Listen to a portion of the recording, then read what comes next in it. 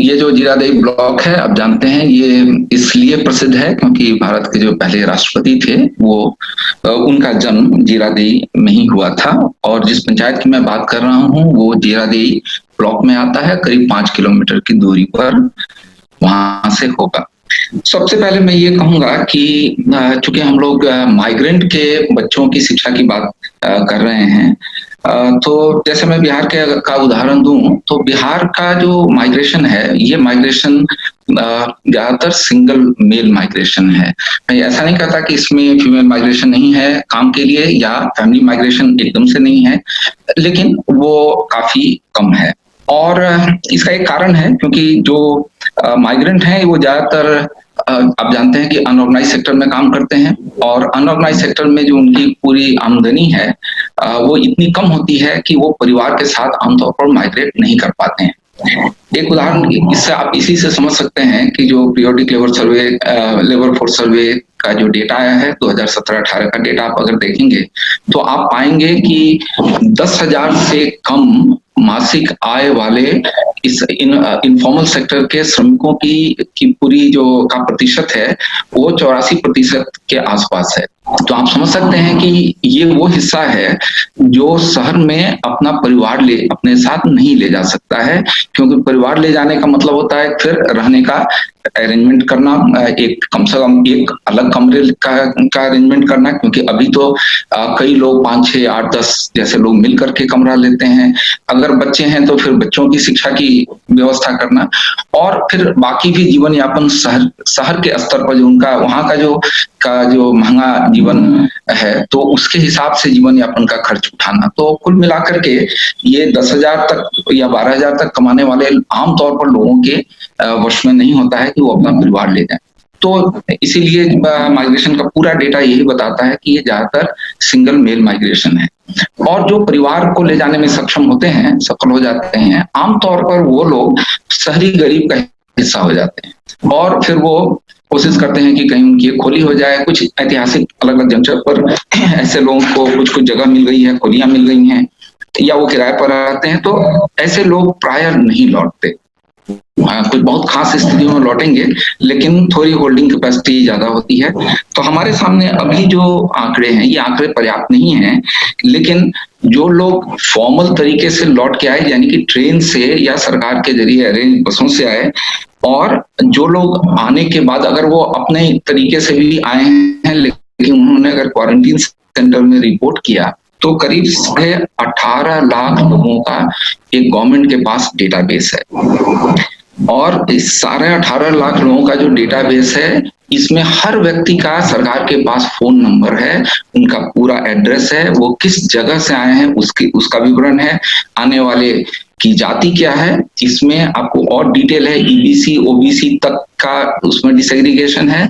इसके अलावा एज का कंप्लीट डिसेग्रीगेशन है, 1 साल का कितने, 2 साल, 4 साल, 5 साल, एकदम पूरा डिसेग्रीगेशन है, जेंडर डिसेग्रीगेशन है। इसके अलावा उसमें स्किल के बारे में सूचना है, और कुछ और बाकी जो सूचनाएं हैं कि वो किस क्वारंटीन सेंटर में गए, एसिम्टोमेटिक आए थे, सिम्टम के साथ आए थे, उनका क्या हुआ, वो एक अलग तरह की सूचना है।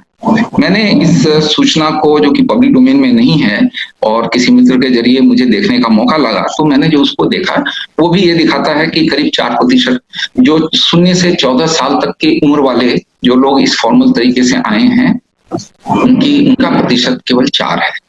1% लोग 60 से ऊपर साल के हैं, और 15 से 59, इस 15 में का मतलब है कि 15 से 59 बोल रहे हैं, तो हम लोग 15 से 18 जो बच्चे के तौर पर गिने जाते हैं, अब उनको भी उन्होंने वर्कफोर्स का हिस्सा के तौर पर ही गिना है, क्योंकि एक और उसका एक कंसोलिडेटेड फिगर है 95% का।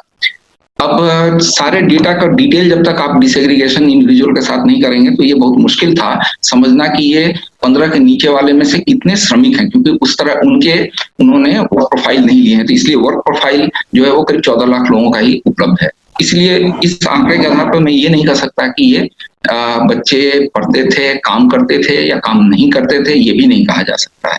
लेकिन कुल मिलाकर के आप ये समझ सकते हैं कि जो बच्चे, जो कुल मिलाकर वो कह रहे हैं कि 75,000 डिपेंडेंट आए और 55,000 के आसपास स्टूडेंट आए, जिसमें ज्यादातर कोचिंग करने वाले स्टूडेंट थे। राजस्थान कोटा के भी थे, लेकिन दिल्ली और अन्य जगहों से भी इसमें स्टूडेंट्स आए हैं। तो पहली बात यह है कि जो आने वाले ये ज्यादातर मेल माइग्रेंट्स है ना।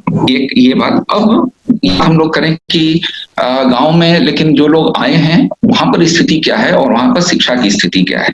मैं आपको, जैसा मैंने कहा, मैं आपको एक पंचायत का उदाहरण दूंगा और उसके आधार पर कुछ सामान्य निष्कर्ष निकालने की कोशिश करूंगा।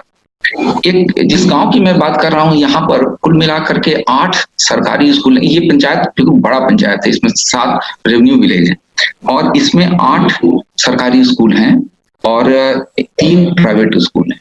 8 जो सरकारी स्कूल हैं उसमें से 3 स्कूल एक ही बिल्डिंग में चलते हैं, क्योंकि उनका अपना बिल्डिंग नहीं है, 3 अलग अलग टोलों के स्कूल हैं। लेकिन इस बिल्डिंग में भी केवल 5 कक्षाएं, 5 कमरे हैं, इसीलिए वो सारे जो बच्चे हैं वो एक साथ बैठते हैं। क्लास 1 के तीनों स्कूल के बच्चे एक साथ उसमें बैठते हैं। ये सभी सरकारी स्कूल बंद हैं। ये तभी से बंद हैं जब से लॉकडाउन शुरू हुआ, लेकिन व्यवहारतः कहा जाए तो लॉकडाउन के पहले से बंद है, क्योंकि बिहार में आप जानते हैं कि 3 महीने तक नियोजित शिक्षकों की हड़ताल चल रही थी, जो अभी कुछ समय पहले खत्म हुई है। इसलिए इस हड़ताल के कारण से स्कूल पहले से ही बंद है।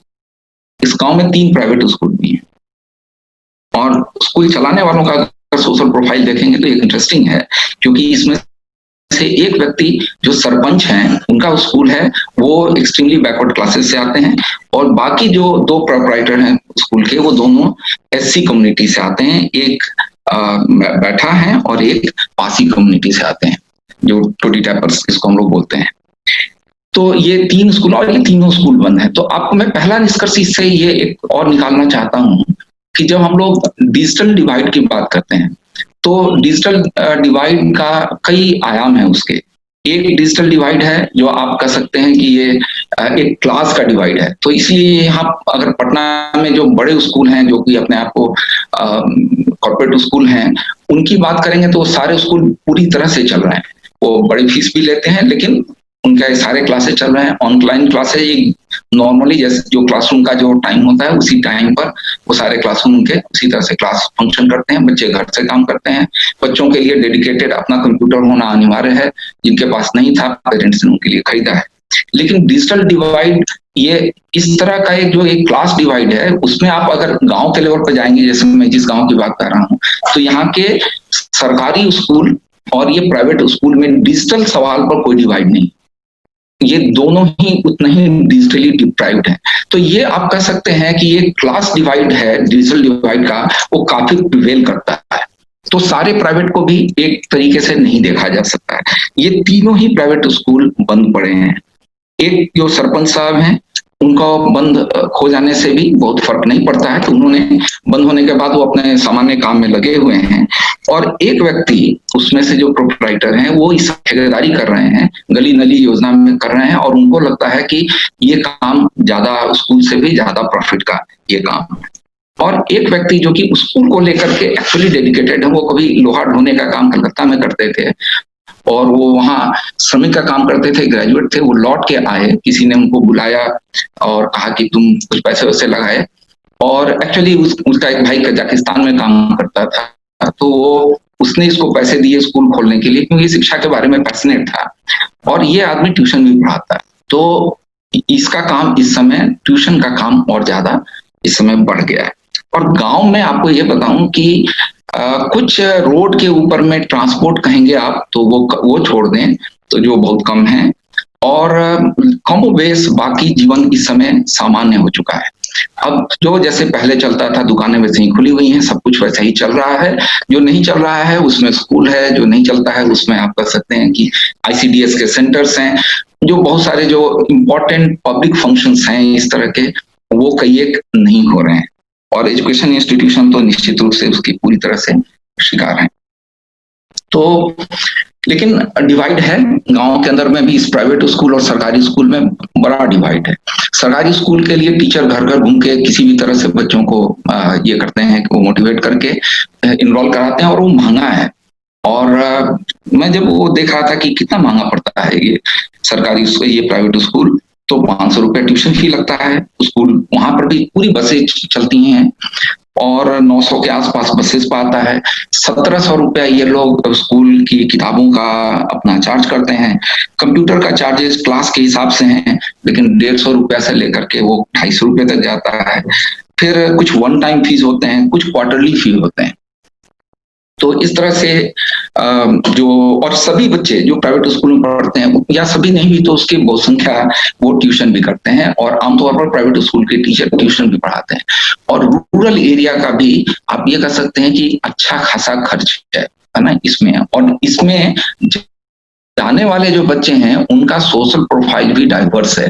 तो रूरल एरिया में जो प्राइवेट स्कूलिंग है या जो प्राइवेटाइजेशन है उसका इनरोड बड़ा है ना। और आपको बताऊं कि जिस एक बिल्डिंग में जिसमें 3 स्कूल चलते हैं उसमें कुल विद्यार्थियों की संख्या ही 175 वो क्लेम करते हैं, जिसमें कि कभी भी हम लोग जब भी उसमें विजिट किए हैं हमने कभी भी वो सब नहीं देखा है, कुछ खास दिनों को छोड़ करके, जब कुछ नेशनल डे या कुछ इस तरह का कुछ फंक्शन की बात होती है, उसके अलावा कभी उतने बच्चे वहां दिखाई नहीं पड़ते हैं। इसके बावजूद मैं कह रहा हूं कि डिजिटल जो डिवाइड है या जो डिजिटल डिप्रिवेशन है, ये सरकारी स्कूल और इस प्राइवेट स्कूल में और दोनों में ही पढ़ने वाले बच्चों का जो सोशल प्रोफाइल है या उनके पेरेंट्स का जो सोशियो इकोनॉमिक कंडीशन है, दोनों में काफी हद तक समानता है। और दोनों ही इसलिए किसी भी डिजिटल स्कूलिंग का हमको लाभ नहीं है।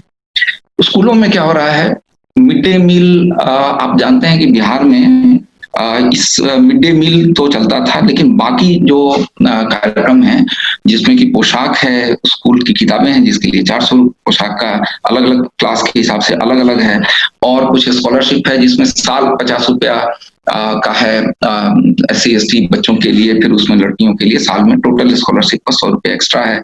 तो ये सब कुछ डायरेक्ट बेनिफिट ट्रांसफर में जाता है।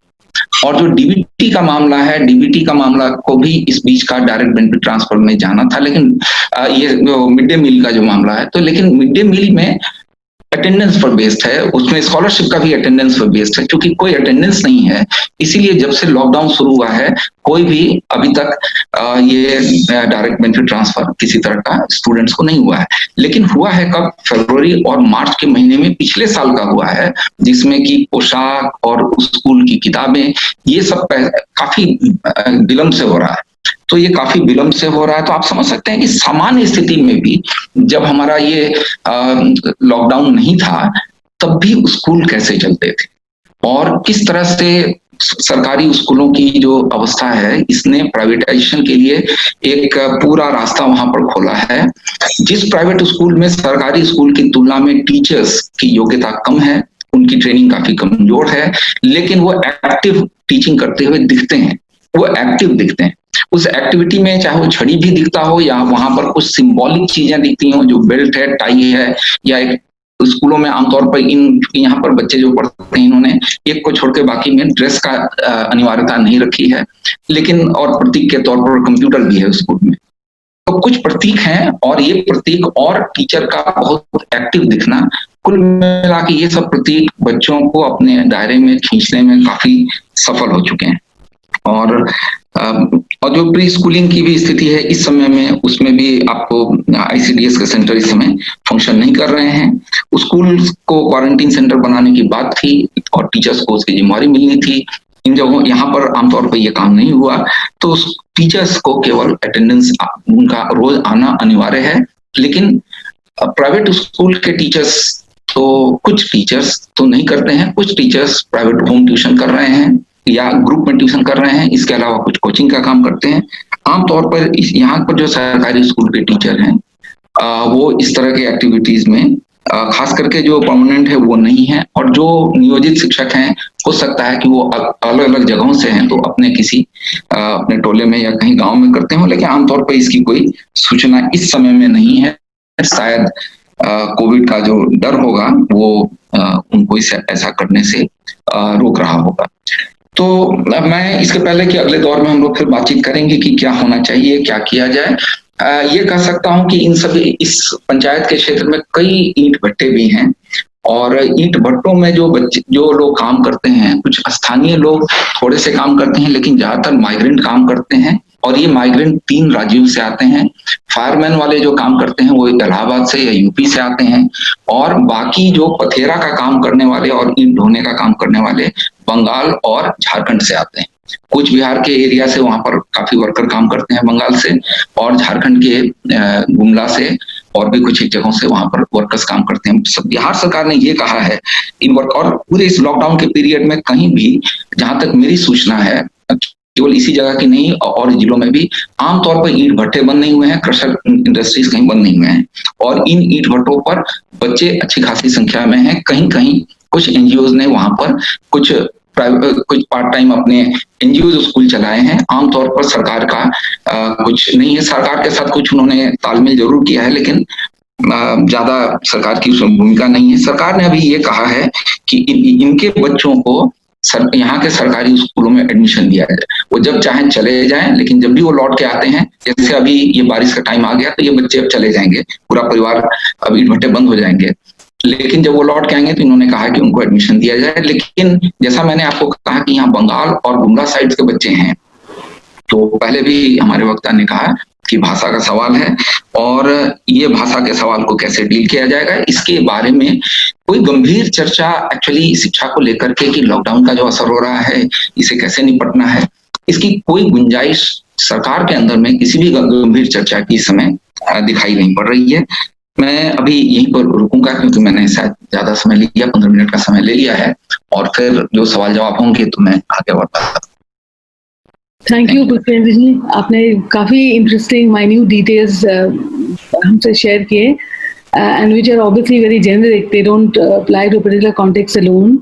दो चीजों की बात मैं कहना चाहूंगी कि जैसे हम सरकारी स्कूल और प्राइवेट स्कूल की बात करते हैं, हम अक्सर सरकार प्राइवेट वर्सेस पब्लिक की बात करते हैं as if that's one entity, तो उसमें लगातार हमको जानने की जरूरत है कि उसमें भी हेट्रोजेनस कैटेगरीज हैं। प्राइवेट स्कूल में बहुत तरह के प्राइवेट स्कूल हैं, गवर्नमेंट स्कूल में भी बहुत तरह के गवर्नमेंट स्कूल हैं, which the other thing is that सरकार, the very fact that हमारे एजुकेशन बहुत कुछ नहीं कर पा रहा है, वो इसलिए क्योंकि जिस तरीके से हमारी सोसाइटी बटी हुई है, स्ट्रैटिफाइड है, उसी तरीके से इन सिंक हमारा एजुकेशन सिस्टम भी बढ़ा हुआ है, तो हमको किसी तरीके की शर्म नहीं महसूस होती अगर गरीब का बच्चा एक पर्टिकुलर स्कूल में जाता है, अमीर का बच्चा एक पर्टिकुलर स्कूल में जाता है, तो we are very comfortable with that kind of synchronization, and that is what the problem is. I think that needs to be broken. तो ये चीजें तो एनएफई की जब बात नॉन फॉर्मल एजुकेशन 1986 पॉलिसी में बहुत सराही गई थी, तो ये क्लियर था कि वो भी एक बच्चा जो ड्रॉप आउट करता है स्कूल से, लड़कियां हैं जो काम करने की जरूरत है, उनके लिए इस तरह की शिक्षा जो उनके कन्वीनियंट टाइमिंग पे, कन्वीनियंट समय पे रेलेवेंट करिकुलम हो, तो वो भी बहुत ही दिक्कत उस तरह के, मतलब कॉम्प्रोमाइज सोल्यूशन हम हमेशा गरीबों के लिए निकालते हैं, because that suits our purpose. तो हमेशा से ऐसा ही रहा है। अब you're right that the state needs to take responsibility because it's only the state which has a wherewithal to address these problems.